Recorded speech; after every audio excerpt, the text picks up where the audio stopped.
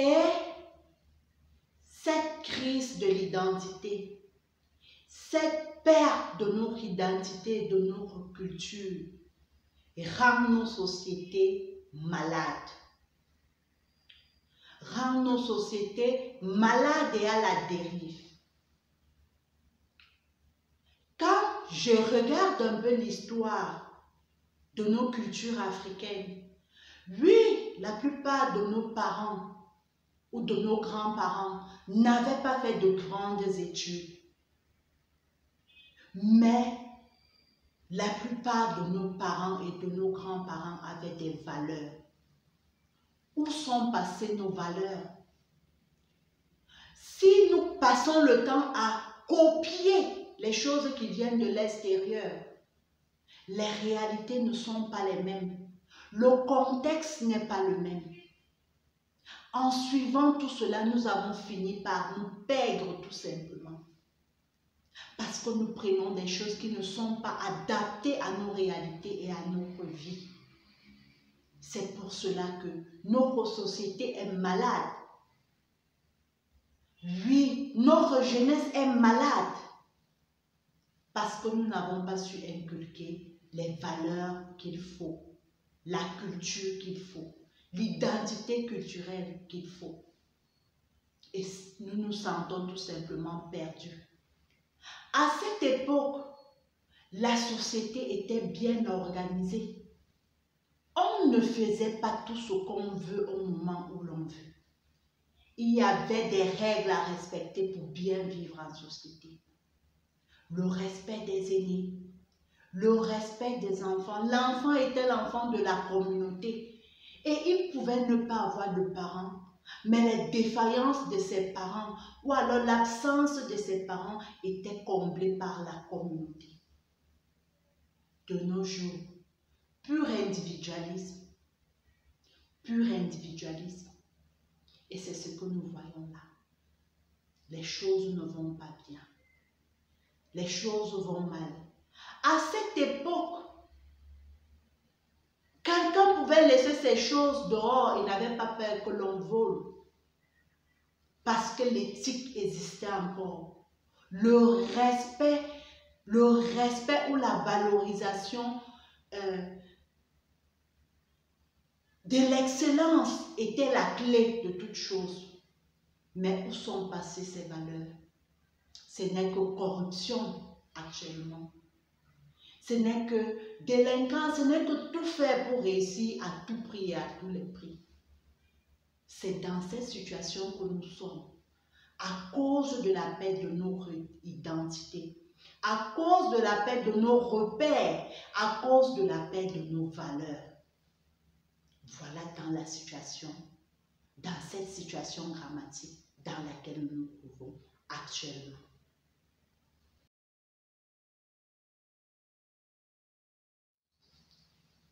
Et les conséquences sont énormes. Mais oui, les conséquences sont vraiment énormes. Les conséquences de la perte de notre identité culturelle, les conséquences de la perte de notre langue culturelle sont énormes. Cela se passe d'abord, l'une des premières conséquences que nous pouvons observer, c'est la dépigmentation. De nos jours, filles comme garçons, nous n'aimons plus la peau noire.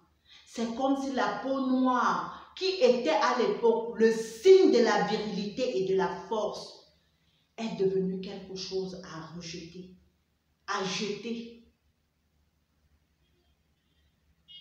Parce que nous avons perdu notre valeur. Et cette dépigmentation est devenue un véritable fléau de santé publique. On ne sait même pas comment on va s'en sortir. À court terme, à long terme, on ne sait même pas comment on va s'en sortir. Actuellement, de nos jours, nos jeunes ne savent pas parler leur langue. Et ont honte même de parler leur langue. Et en plus, ont honte de leur nom. Quelqu'un préfère s'appeler France, Marie-France, Bernadette. Mais quand tu l'appelles Okechukwu, ou que tu l'appelles Awana, cet enfant, il est même prêt à pleurer pour dire non, moi j'aimerais qu'on m'appelle Marie-France. C'est ça.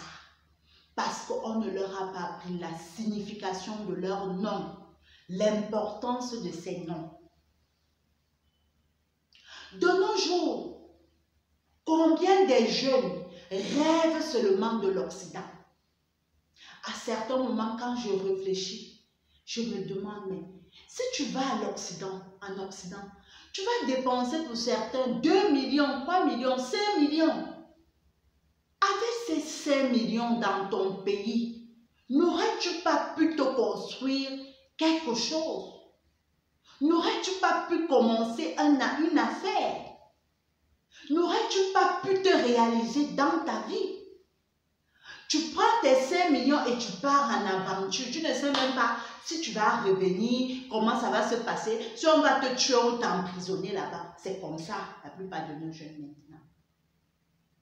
Parce que tu vas aller en aventure. L'idéal, c'est ailleurs.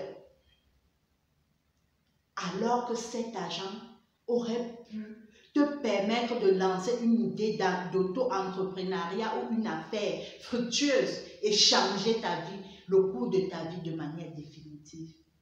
Combien de personnes actuellement, parents et tout ça, quand nous sommes en congé, nous prenons nos enfants pour les amener dans des pays étrangers, alors que dans ton pays, il y a plusieurs sites touristiques comme ça.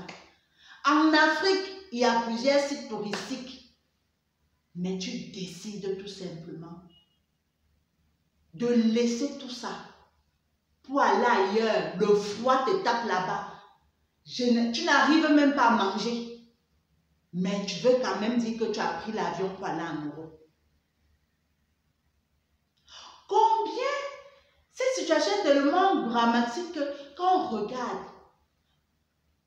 connais-tu les sites touristiques de ton pays? Connais-tu l'histoire de ton pays? Connais-tu... En fait, tout cela fait en sorte que nous sommes toujours à la recherche des solutions pour ailleurs. Or, nos pays sont là, ils croupissent avec des problèmes et des grands défis. Nous ne sommes pas capables de trouver des solutions parce que notre tête et notre mindset est ailleurs, lui est à l'extérieur. Et si on veut citer les conséquences sont énormes. Si on doit même citer ces conséquences, on va aller jusqu'à demain. La délinquance juvénile. On voit plusieurs de nos jeunes sont délinquants. Jeunes, nous sommes délinquants. Pourquoi? Parce qu'on a enlevé certaines des valeurs à l'école. On a enlevé certaines valeurs à l'école.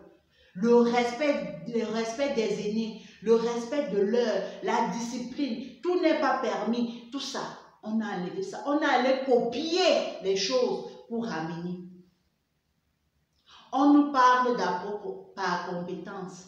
Moi, je suis une éducatrice. Mais cette approche par compétence, oui, il y a certains pays qui ont pu transformer ces approches-là et les adapter à leur contexte, mais plusieurs n'ont pas réfléchi à contextualiser ce qu'ils voient, ce qu'ils ont appris à leur contexte pour permettre aux jeunes de s'en sortir et de trouver des solutions face aux défis de leur vie.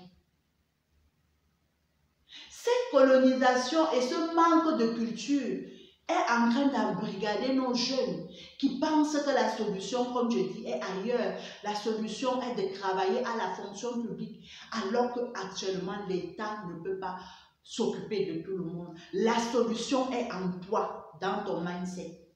La solution à tes problèmes, aux problèmes de ta communauté est en toi. Mais tu es là, tu attends, tu rêves de d'autres choses, d'un autre paradigme. Et c'est comme ça que nos pays sont dans cette situation que nous voyons. Et c'est vraiment dramatique. C'est vraiment dramatique. On en a même les larmes aux yeux. C'est vraiment une situation dramatique et surtout à changer.